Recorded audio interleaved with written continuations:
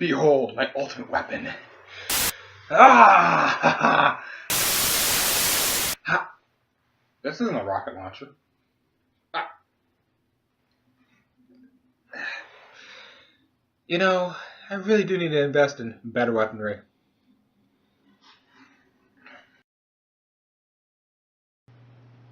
Hello organics, Double R here, and today we got two little topics that need to be dealt with, and in a somewhat timely manner. I say somewhat because I usually wait a month before I engage in this shit, but here we are! So, we have two different topics, and we're just going to knock them out one after the other. The first topic, of course, is the whole J.K. Rowling, the party is over. That's the first one, I'll do that momentarily. The second one is pretty much the body types video all over again, because I've already pointed out things, but good old Saint Anita Sarkeesian decided to go back after the shapes of female characters and yada yada and blah blah blah, and we'll deal with that in the second half of this video. So the first half. Hashtag J.K. Rowling, the party is over. For those of you who don't know what's going on with this, the party is over hashtag is pretty much you put a noun in front of it and you say the party is over because it just means you done goofed, no one's going to be trusting you or using you anymore, aka YouTube, the party's over, J.K. Rowling, the party's over, and I'm pretty sure when Trump or Clinton end up losing, it'll be the loser, the party is over. Whatever. But again, it's like the whole hashtag gate thing. As long as gate's on the back of it, it means scandal. No! Watergate was a vocation, you mother. Not like I have room to speak because I made Backgate. So I walk my shit into fucking walls. Back on point before I lose my shit. The hashtag J.K. Rowling, the party is over Professor Snape. Or Sirius Black. Now you're probably wondering, why would this be a thing? This is a dead fictional character. The fictional character is dead. What could have happened to where Snape is going to be part of the problem here? Oh, you'll like this. You're going to love this. The good old marching band of the third wave and their little woohoo banner of having to be upset about everything, thanks again Anita, they decided to get upset about the fact that Snape was not gay. Process that for a moment. Oh wait. We done processing? The level of stupidity is probably just derailing your brain, so get the conductor and get some people to put it back on track. Work with me on this. That is the problem that sparked up the J.K. Rowling, the party is over hashtag. And this happened on the 6th of September. So the stupidity sparked up suddenly. And I say the stupidity because one, Dumbledore is one of the stronger wizards out there who's also dead, but he was gay. But he's dead. Well, we don't feel like we're being represented enough. So we're going to say Snape is gay too. How about no? Now, before you go, you're being a homophobe, Double R. No. Here's where I stand on the whole Snape thing. I don't care if his race was something else. I don't care if his sexuality was something else. However, J.K. Rowling, I don't know, I cannot say names. Ninja Gaiden, God, whatever. But J.K. Rowling, whatever. The creator of this character, the person who made this character, created the character,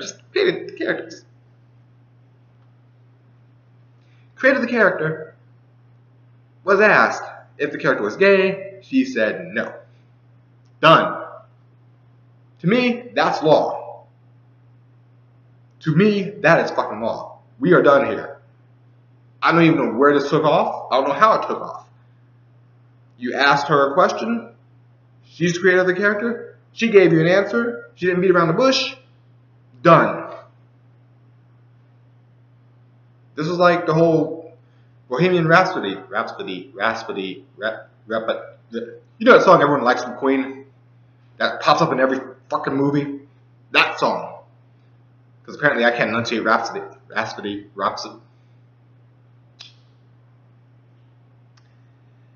Bohemian Rhapsody.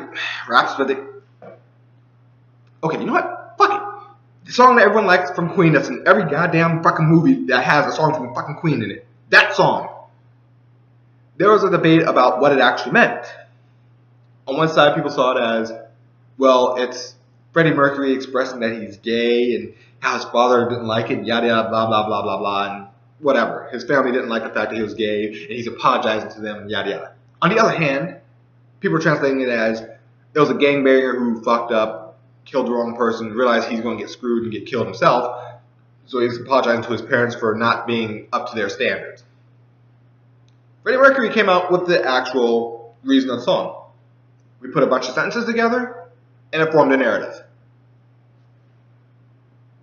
I don't care where you're arguing from. He's a fucking songwriter. He said it's just a bunch of lines that came together to form a narrative.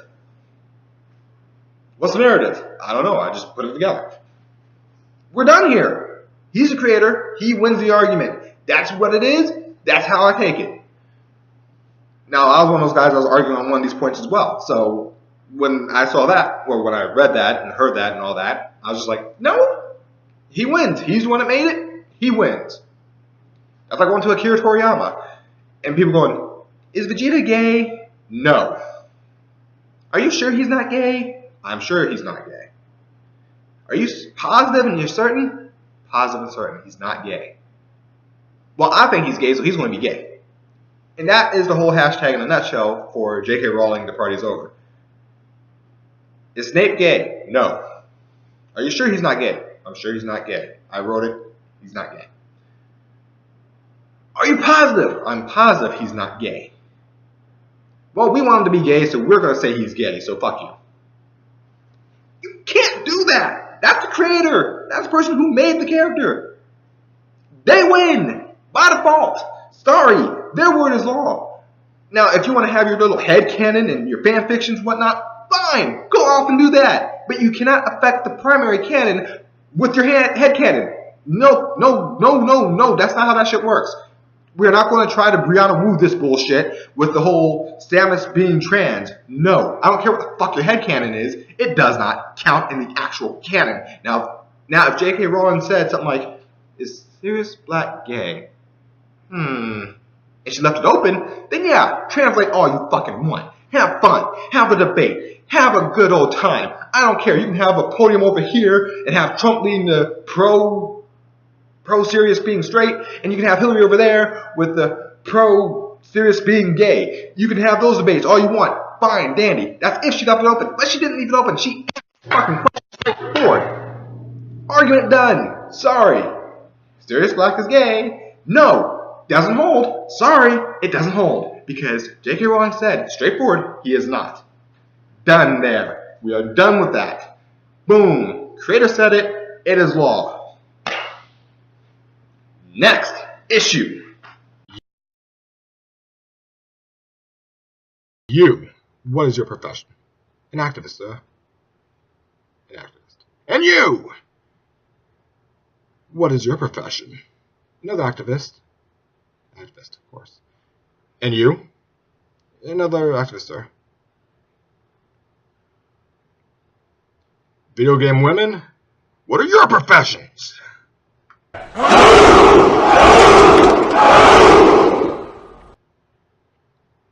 You see, Anita, there's more than one reason that they have this appearance. Anita. Here we are again. Now, your little video that came out about Slender ladies, let me tell you, I've already beaten that video with my video called Body Types. I've already won this argument, and I'm just going to be repeating it here. So for those of you who have already seen that video, you might want to just go ahead and bypass this part. Consider this the end of the video, because I'm going to be repeating a lot of the same stuff I've already pointed out.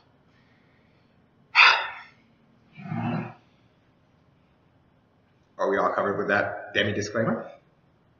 I made sure to address Anita first on that, but again, I've already beaten this video of hers.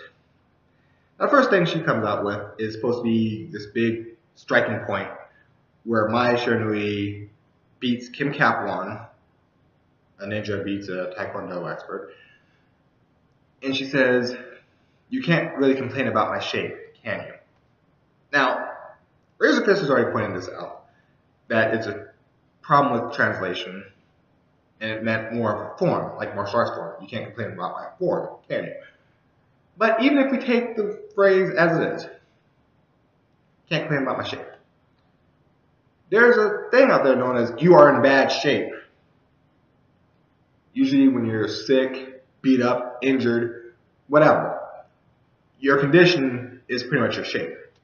And even if you want to go on Anita's little logic on it and talking about the female form or her shape, again, bloodied, battered, bruised, and broken is a little bit different than being conscious and able to walk away.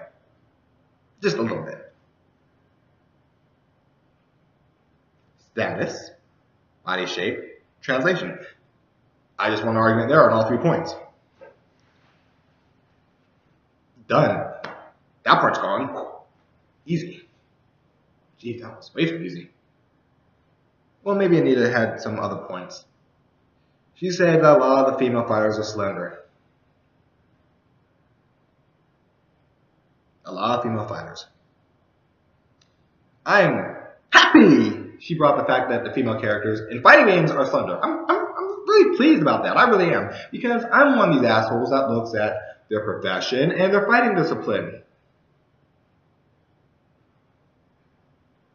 Oh yes, to be a master of martial arts is not a 1 day, 2 day thing. Oh no, a lot of them train their entire fucking life. In fact, Tekken used to have the tagline, martial arts is not a hobby, it's not a training thing, it's a way of life. Because you are training constantly. You are going over your katas or your movements. You're going over your motions. You're making sure everything is down perfect. You're pretty much yogifying the shit out of yourself from day one. And of course, the stronger you are at it, like karate, tai chi, and all that, everything has its own unique set of rules. So your body type is going to be affected in that way. This is why Tina is a bigger character in Dead or Alive. She's a bigger, more muscular character. Yes, she has boobs out the wazoo. I get that. It's Dead or Alive. We kind of accepted the fact that whatever was in the water for another realm back in Mortal Kombat 9, DOA's been chugging that shit since day one. We get that. We get that, trust me. But at the same time, you have to compare this to real life equivalents. Now I know what you're doing, Anita. I know what you're trying to do. I get that, and I'm following. I am, because again, I've been devil's advocate. I've actually tried to defend you once. But here's the thing about all that. Here's the thing. Fighting discipline is a big thing. If you look at WWE, and you bring up their Divas roster, most of their Divas happen to be what? Smaller, slim fighters. To be able to move, to get into, to grab and quick movement to knock them down. Tina would probably be one of the bigger characters if she was a WWE Diva. She'd probably be one of the bigger ones. Yeah, process that. As a WWE Diva, Tina is a little bit bigger than most of the Divas.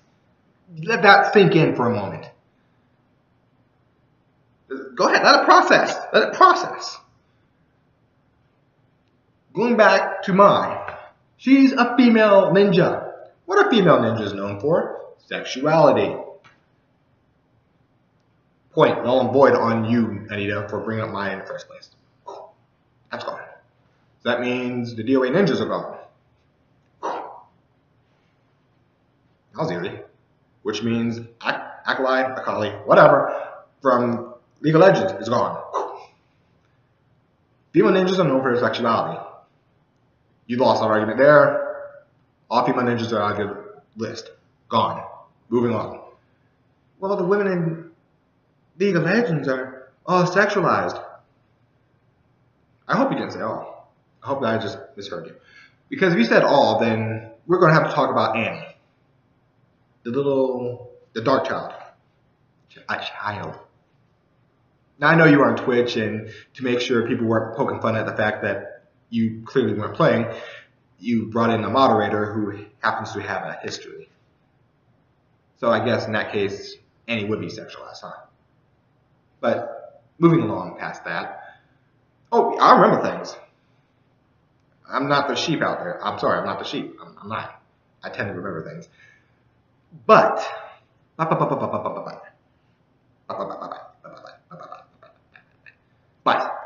the fact remains that, yes, a lot of characters seem sexualized because they're slim. They're reinforcing the fact that if you are a type of fighter or warrior or Amazon, you're going to have a different body type than, say, a fucking void monster, a furry, or a fucking track athlete. You're going to have different body types depending on the situation. I mean,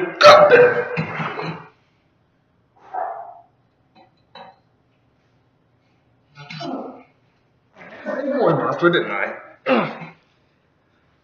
That is Rek'Sai, a jungler in League of Legends who, since you decided to dodge this one, happens to be female. She's female. Annie's female. Oriana's female. 3 of them that you just decided, fuck it, I'll pass. Oh, and Kindred. Kindred's female.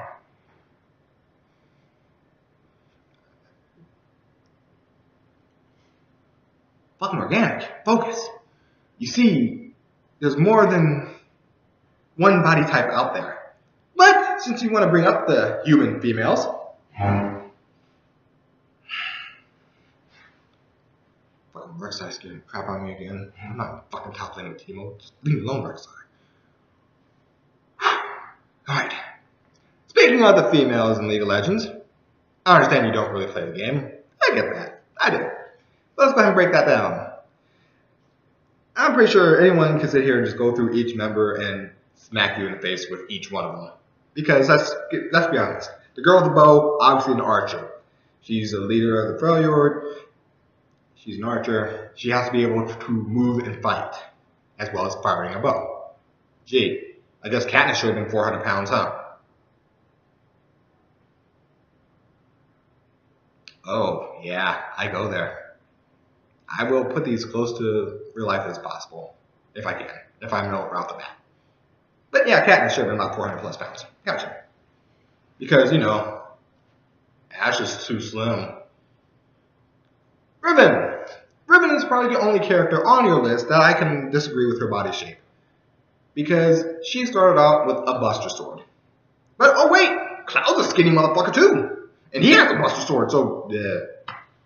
Bruh. That one kind of cancels itself out. Okay, moving on. Wow, that was easy. Fiora, a fencer, because, you know, all fencers are 400 plus pounds. You are watching a different set of Olympics than I am. Has to be, because otherwise that makes no damn sense. And of course we got Tristana, the little Yordle that has a big ass cannon. Because, you know, walking around with a big ass cannon. Cannons are light.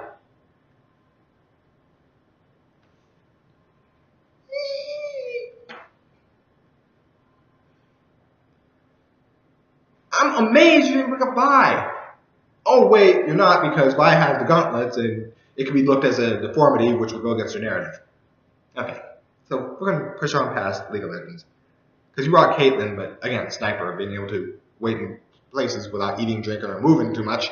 You know, things like that. Not taken into account at all. No, professions, jobs, not taken into account at all. But that's the fact that she's the sheriff of her town. No, whatever. Doesn't count. And that's the problem that this mainly has. You don't even look at the professions, you don't look at the fighting disciplines. You just go, meh. They're just all slender women. No fucking duh. How many hefty people that are women in the UFC do you see? In fact, one of the bigger women that I'm aware of in the UFC is Ronda Rousey, and that's muscle. What the fuck, Anita? Like I said, I've already beaten this argument, and I just beat it on the first point, the professions, and then the second point, fighting disciplines. I'm not even going over the fact that it's fantasy and all this other stuff that everyone else is beating you over the head with. No! I beat you with the fact of the professions and the fighting disciplines of the characters themselves. To get a certain fighting discipline, you spend a lot of your time training. This is why Jackie Chan is not 500 plus pounds. This is why Jet Li isn't 500 plus pounds. This is why Bruce Lee wasn't 500 plus pounds. Because martial arts is a different way of training. Now, if they're all sumo wrestlers, yeah, they're going to be a little bit hefty because sumo is trained that way. Yes, it's actually a discipline. That's why Yokozunas happen to be a little bit bigger. It's a thing. Sumo wrestling is a thing. That's why there's some hefty guys out there who are sumo wrestlers. That's why some other guys who happen to be big are jokes. Beverly Hills Ninja? What's it, Beverly Hills Ninja? I want to say it's Beverly Hills Ninja. The one with Chris Farley being a ninja. That was a comedy, Anita. It was a comedy. It was a comedy. Comedy, haha. Where you laugh. It's a comedy. You want to know why it's a comedy? It's not because he's a fat ninja. No, it's the fact that he should not succeed in what the fuck he's doing as a ninja. He's literally doing all this weird bullshit that makes no goddamn sense. And the guy that played Liu Kang sitting there like, what the fuck is this? And yeah, it shouldn't pass. But it does. But it's a comedy. Kung Fu Panda, same logic. Same logic. He should not succeed, but he does. And it's because, one, he hasn't trained as well as anyone else, but he's learned to look beyond the training. That's why he's not as trained as a fighter as they are, but he still tries. He has his own discipline. He has his own style to work with his weight. He adjusted to it. Unlike Chris Farley, who prayed for the best. But again, that was the character. Not Farley's fault. It was the character. That's the point I'm trying to make here. So you can't come back and say, well, if the female character protagonist happens to be a bigger woman, she can't be made fun of. I reiterate. Beverly Hills Ninja. Kung Fu Panda. Where the male character happens to be bigger and made fun of. So you can take that idea and shut that up, whatever. So that argument goes bye-bye.